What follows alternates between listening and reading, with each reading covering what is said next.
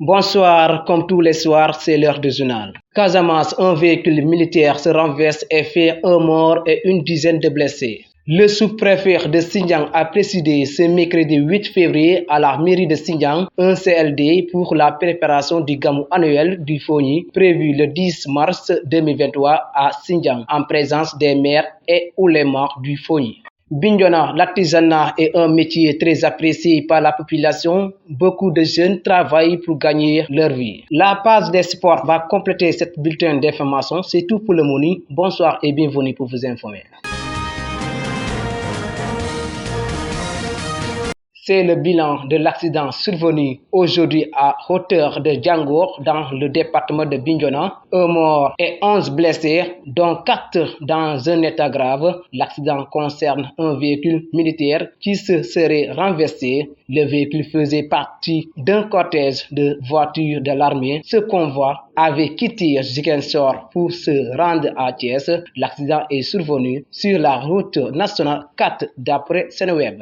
La 12e édition du gamou annuel du Fogni sera organisée le 10 mars 2023 à Xinjiang. En effet, le gamou annuel est une occasion pour les populations du Fogni de booster sur le développement, mais aussi de prier pour une paix définitive dans le Fogni. Suivons le reportage de Baradjidjou. Je suis l'adjoint au sous-préfet de Xinjiang, en poste depuis 2021, fin 2020. Voilà. Donc nous venons juste de tenir un CLD sur le gamou du Fogni. Et c'est la 12e édition. Ce gamou se passera le 10 mars 2023. Et ça se passera à Xinjiang. Et ça concerne tout le Fogni. C'est pourquoi tous les maires étaient là. Et même le chef de village de Tengori, donc ce qui veut dire que même ça transcende l'arrondissement et ça prend en même temps l'arrondissement de Xinjiang, l'arrondissement de Tengori et l'arrondissement de Kataba. L'artisanat à Bignona est un secteur très apprécié par la population car il permet de transformer des produits, de valoriser la croissance et renforcer la cohésion sociale. C'est un sujet de Adama Djidjou. L'artisanat permet de créer, mais aussi de gagner de l'argent. Pape Sow, un artisan, revient sur l'importance de ce métier. Nous l'écoutons au micro de Bignona TV.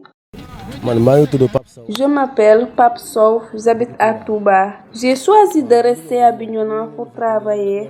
J'ai fréquenté pas mal des régions du Sénégal, mais pour ce qui concerne Bignona, c'est un milieu que j'apprécie. Ici, on se débrouille avec nos propres moyens. C'est avec ce métier que nous parvenons à satisfaire nos besoins. C'est un travail qui demande beaucoup de temps. Après notre fabrication, nous sommes obligés d'aller vendre nos produits au marché. Nous demandons vraiment un soutien aux autorités de nous trouver une place convenable pour mieux pratiquer ce métier et vendre nos produits. L'art est une activité d'idées qui s'adresse délibérément au sens, aux émotions et au savoir-faire. La page des sports, c'est l'affaire de Pape Sen Djedjou. Bonsoir Pape Sen.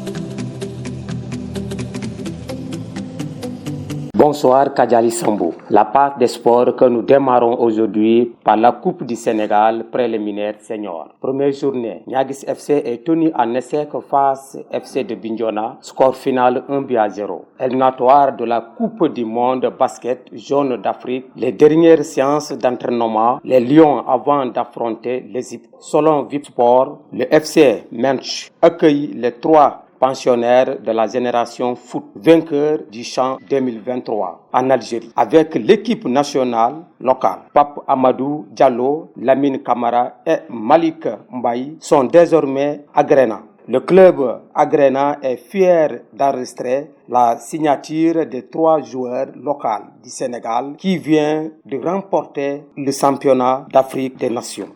Merci Kadjali Sambou, c'est tout pour la passe des sports. Mesdames et messieurs, c'est la fin de cette présente édition. N'oubliez pas de vous abonner à nos différents sites, Twitter, Facebook, Instagram, TikTok. D'ici là, portez-vous bien.